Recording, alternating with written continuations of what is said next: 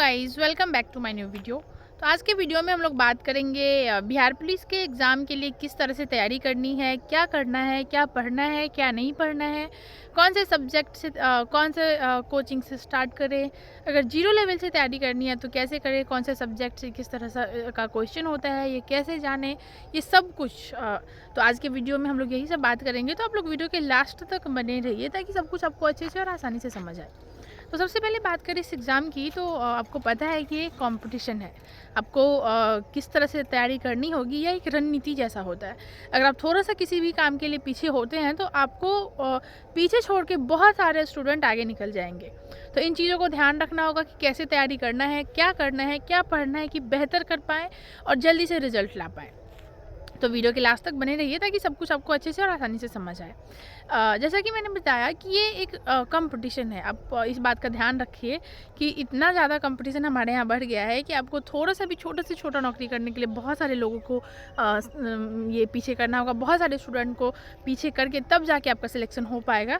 तो इन चीज़ों का ध्यान रखिए कि क्या पढ़े, कैसे पढ़े, क्योंकि ये यहाँ पे कोई आपसे कमज़ोर नहीं है। हर स्टूडेंट की तैयारी बेहतर है और बस आपको ना उन सब से आगे निकलना है। किसी भी तरह से अगर आप उससे आगे नहीं निकलते हैं तो सिलेक्शन होना मुश्किल है, बहुत मुश्किल है।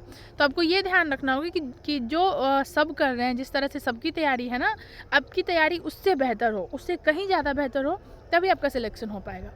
तो देखिए, जीरो लेवल से स्टार्ट करने के लिए ना आपको कुछ चीज़ें ध्यान रखनी होगी।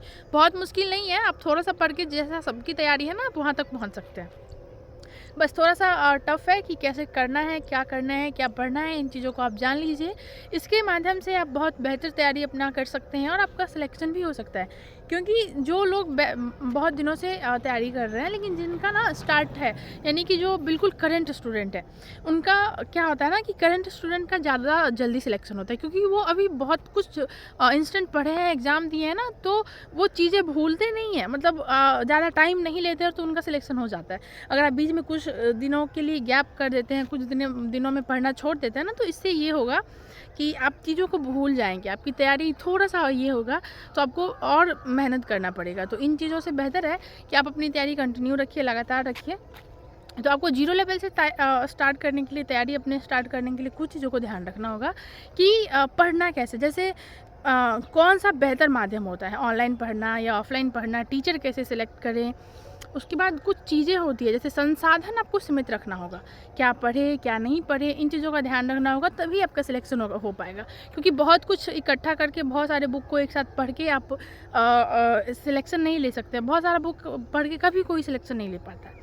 तो इन चीज़ों का ध्यान रखना है कि करे क्या, कैसी तैयारी करें। इन सब कुछ के लिए आपको सबसे पहले ये है कि आपको जानना पड़ेगा कि कैसे एग्ज़ाम होता है, इस एग्ज़ाम का मेथड क्या है, इस एग्ज़ाम में क्या क्या तैयारी करनी होती है, कैसे करना होता है। क्योंकि किसी भी एग्ज़ाम को आप छोटा या बड़ा नहीं समझ सकते हैं।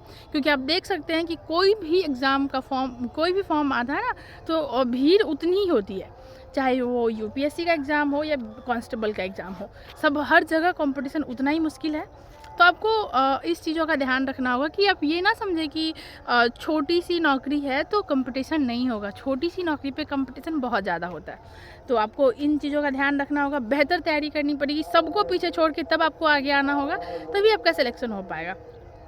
तो सबसे पहले माध्यम की बात करें तो ऑनलाइन या ऑफलाइन, कुछ भी ना, आपको देखिए, सबसे पहले ये होता है कि आप तैयारी कैसे करते हैं, कौन सा माध्यम आपको समझ आता है, ऑनलाइन बेहतर कर पाते हैं या ऑफलाइन बेहतर कर पाते हैं। क्योंकि आपको जो चीज़ें आपकी समझ में आ रही है ना, वही बेहतर होता है। ज़रूरी नहीं कि मैं अगर ऑनलाइन कह दूँ तो ऑनलाइन बेहतर हुआ और मैं अगर ऑफलाइन कह दूँ तो ऑफलाइन बेहतर हुआ, वो मैटर ही नहीं करता। आपको क्या समझ आता है, आप ऑनलाइन बेहतर कर पाते हैं या ऑफलाइन बेहतर कर पाते हैं। आप जो बेहतर कर पाते हैं ना, वही बेहतरीन होता है। तो ये पहले ध्यान दीजिए कि आपको समझ क्या आता है, ऑनलाइन समझ आता है या ऑफलाइन समझ आता है। अगर आपको ऑनलाइन समझ आता है तो आप ऑनलाइन तैयारी कीजिए, और ऑफलाइन समझ आता है तो ऑफलाइन तैयारी कीजिए। किसी भी तरह का शर्माने की बात नहीं है। देखिए, जिस तरह से ऑनलाइन प्रिपरेशन करना घर से इतना आसान हो गया ना, अब ये लोगों की आवश्यकता के अनुसार हो गया। अगर वो ऑफलाइन नहीं कर पाएंगे तो ऑनलाइन करेंगे। ऐसा नहीं कि ऑफलाइन का सारा सुविधा है, हम ऑफलाइन आराम से कर सकते हैं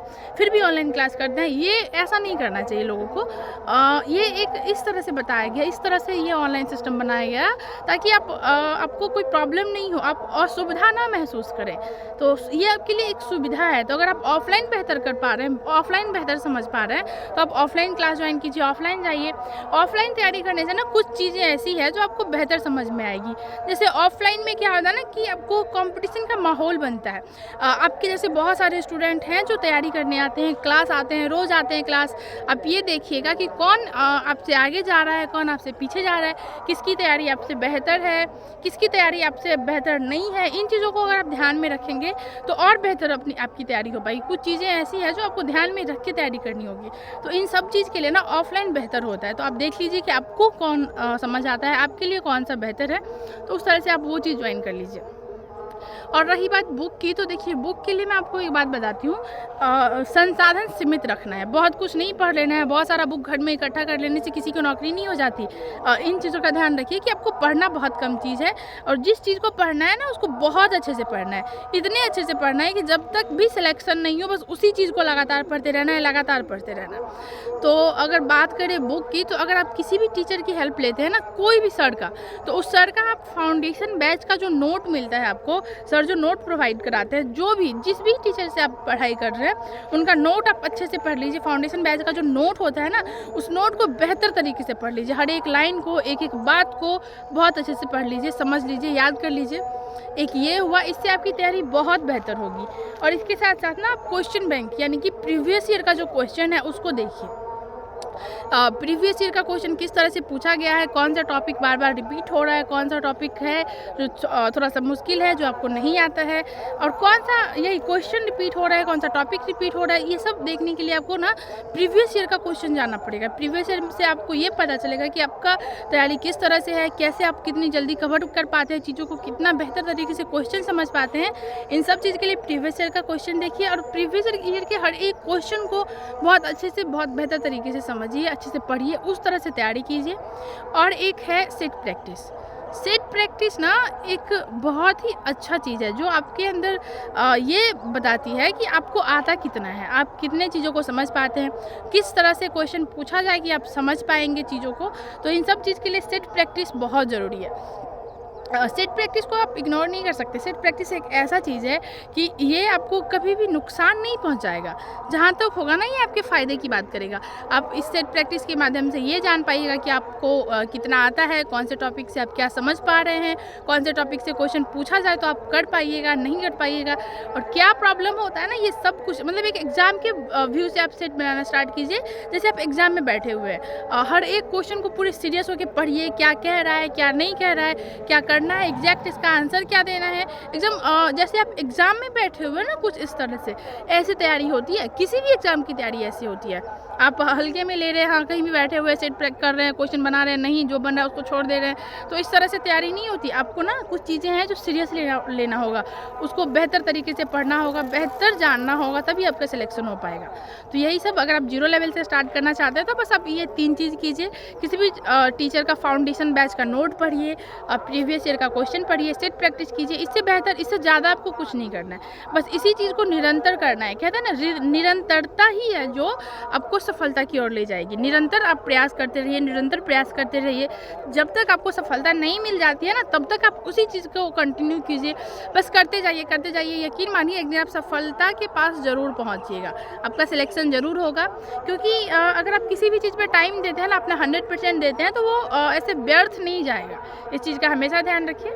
तो आज के वीडियो में यही बताना था। आप जो भी बेहतर कर सकते हैं ऑनलाइन या ऑफलाइन, आप देख लीजिए कि आपको क्या समझ आ रहा है और उस चीज़ को ज्वाइन कीजिए। लोगों की बातों पे मत ध्यान दीजिए कि अगर कोई ऑफलाइन समझ आ रहा है तो आपको भी ऑफलाइन ही समझ आएगा, या किसी को ऑनलाइन समझ आ रहा है तो आपको भी ऑनलाइन समझ आएगा। ऐसा नहीं, आप खुद को देखिए कि आपके लिए क्या बेहतर है।